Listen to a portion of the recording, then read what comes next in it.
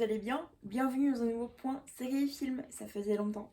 On commence avec L'amour en tourisme ou The Lover Guide, je ne sais plus comment on dit l'un des deux. Bref, une version est en anglais, une version est en français. À retrouver sur Netflix, on va suivre la jeune Amanda qui est cadre de voyage du coup dans une comment on appelle ça?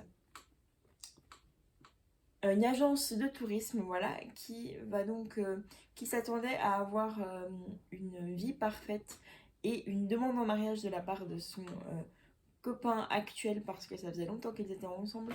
Mais quand il lui apprend que finalement ce n'est pas du tout le cas et donc il décide de la quitter, elle va accepter une mission d'aller inspecter le, le marché du tourisme au Vietnam et va donc du coup partir voyager au Vietnam et rencontrer là-bas un jeune guide touristique expatrié avec qui il va peut-être y avoir un peu plus qu'amitié. Je m'arrête là pour le résumé, j'espère qu'il n'a pas été trop spoilant.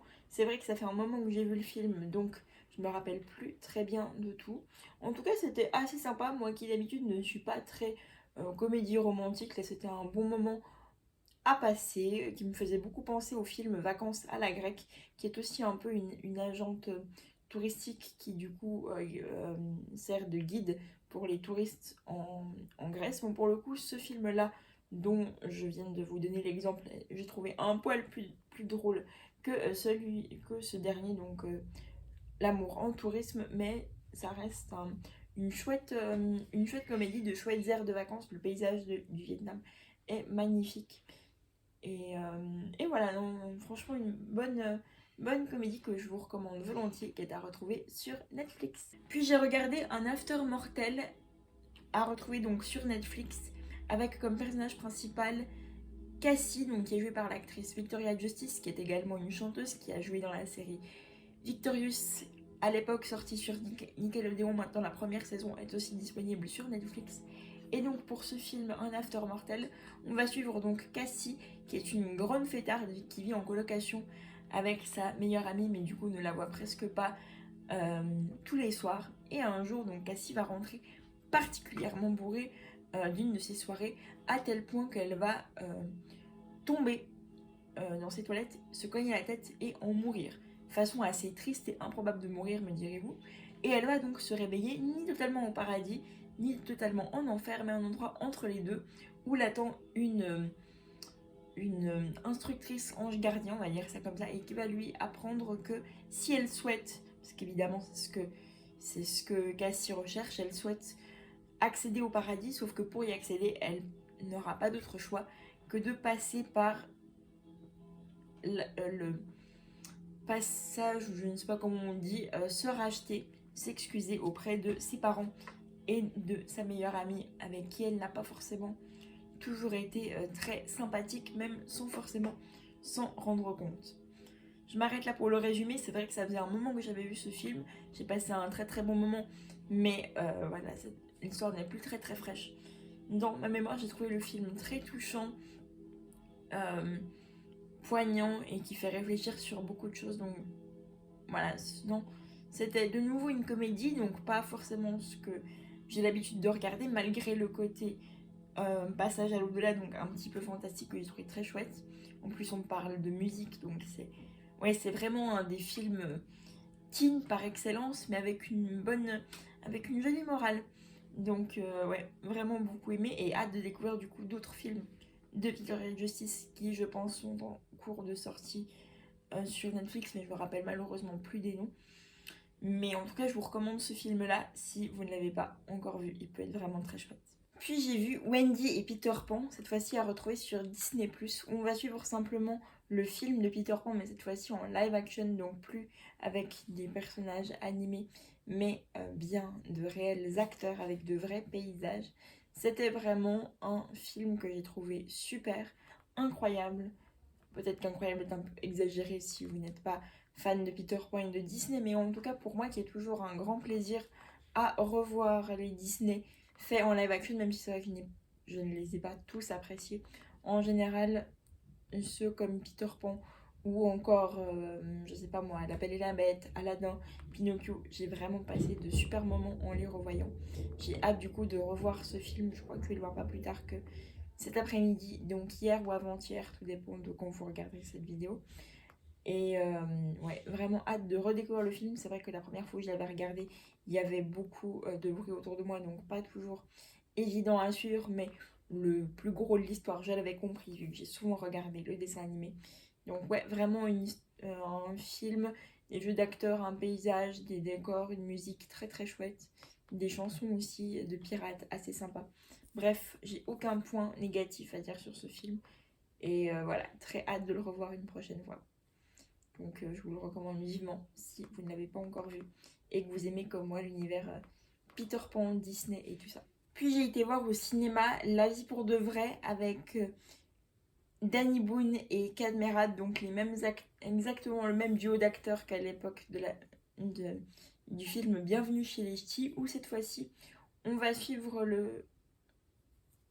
j'allais dire le jeune, mais non parce qu'il n'est plus tout à fait jeune, on va suivre un monsieur du nom de Triton, qui est donc joué par Danny Boone, qui est un monsieur qui a toujours vécu de sa naissance jusqu'à aujourd'hui, ses 50 ans, n'a toujours vécu avec ses parents que au Club Med.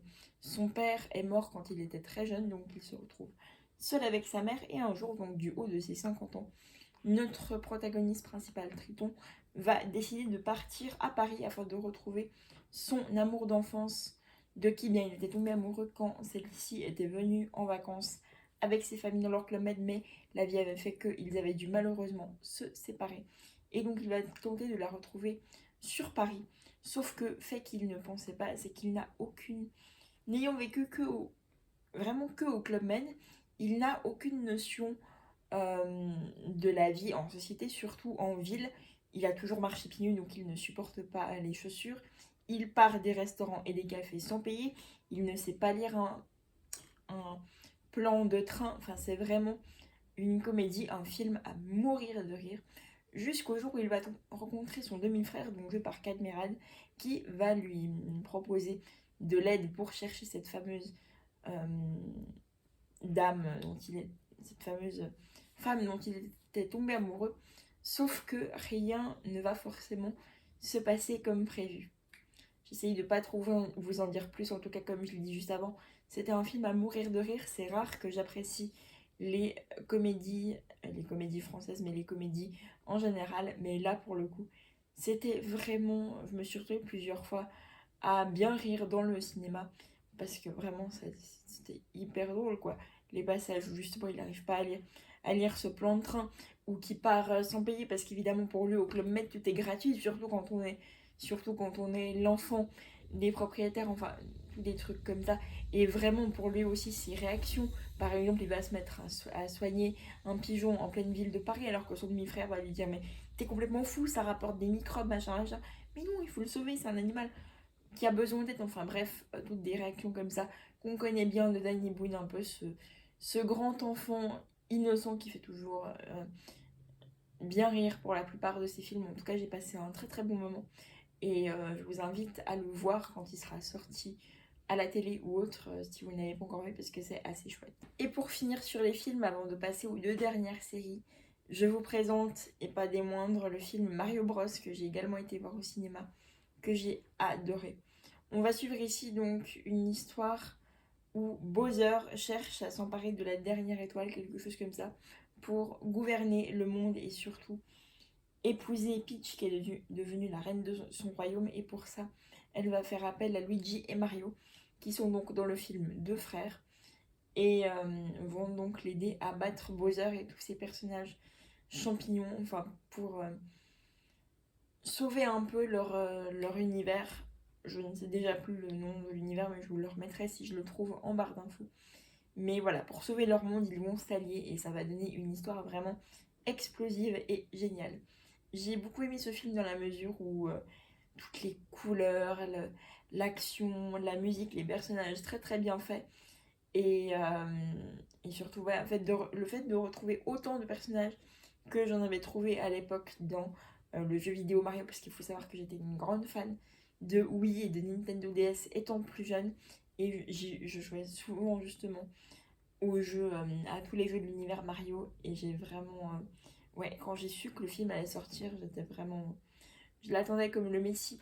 Il y a juste un personnage que je ne vous citerai pas, ici, de peur de spoiler, qu'on ne voit pas durant une bonne partie du film, enfin qu'on ne voit pas tout le film, on entend juste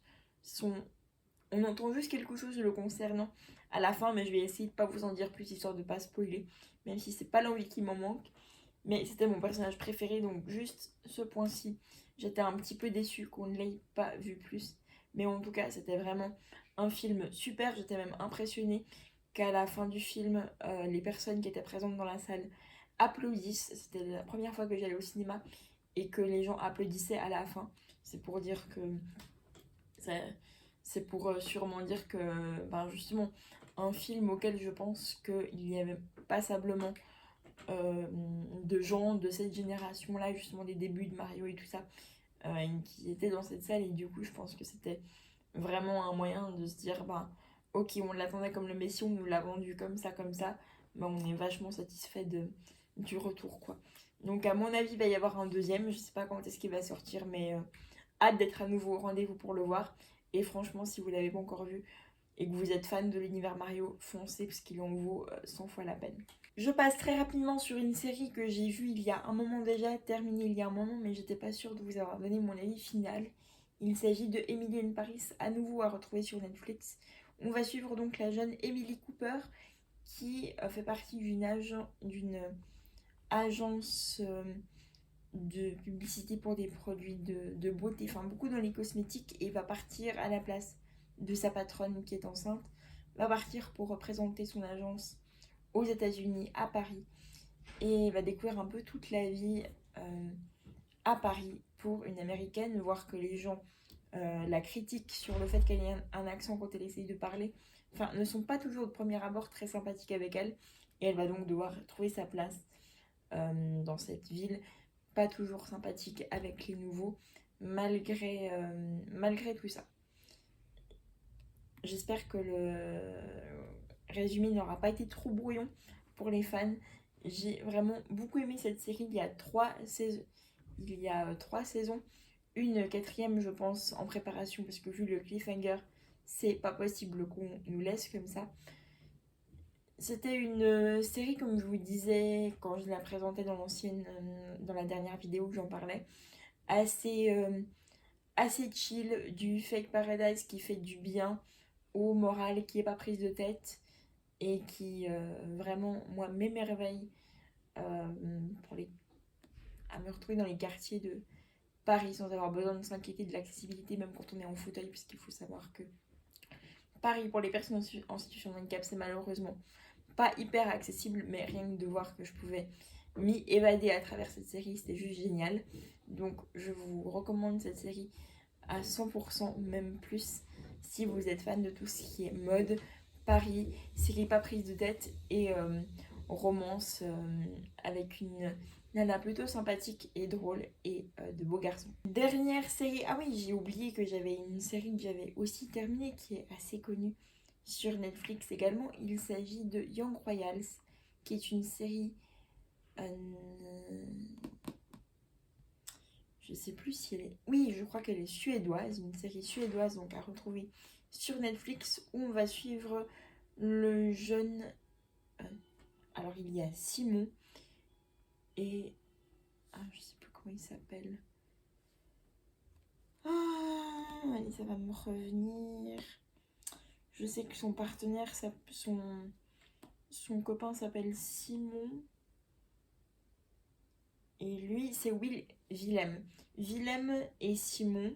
Willem est le prince de Suède et il va être filmé lors d'une soirée en train de se battre avec un garçon. Et pour éviter que la presse médiatique fasse trop de foin et que la famille royale se trouve en mauvaise posture, il va être envoyé par ses parents dans le célèbre internat de Iverska, un internat un peu pour les enfants de parents riches. Et de là, Willem va donc, lui qui n'était d'abord pas du tout enclin à y aller, va découvrir un peu ce que c'est que la vie en internat, un peu dans le cercle dit normal plutôt que dans la royauté, et va rencontrer Simon, un jeune garçon dont il va, bien malgré les convenances, bien malgré son statut qui pourtant le lui interdit, va gentiment de plus en plus se rapprocher.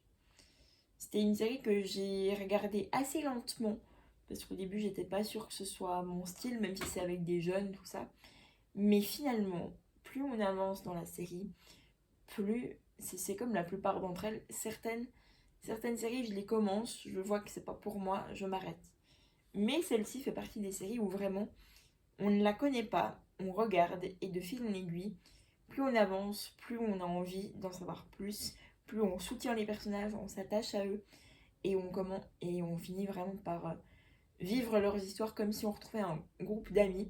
C'est exactement ce que j'ai vécu avec cette série. C'était vraiment super. Il y en a 3. Il y en a 2 de saison, une troisième qui est en cours de préparation. Hâte de la voir, de voir la suite, le final, d'après ce cliffhanger de la saison 2 qui était juste incroyable.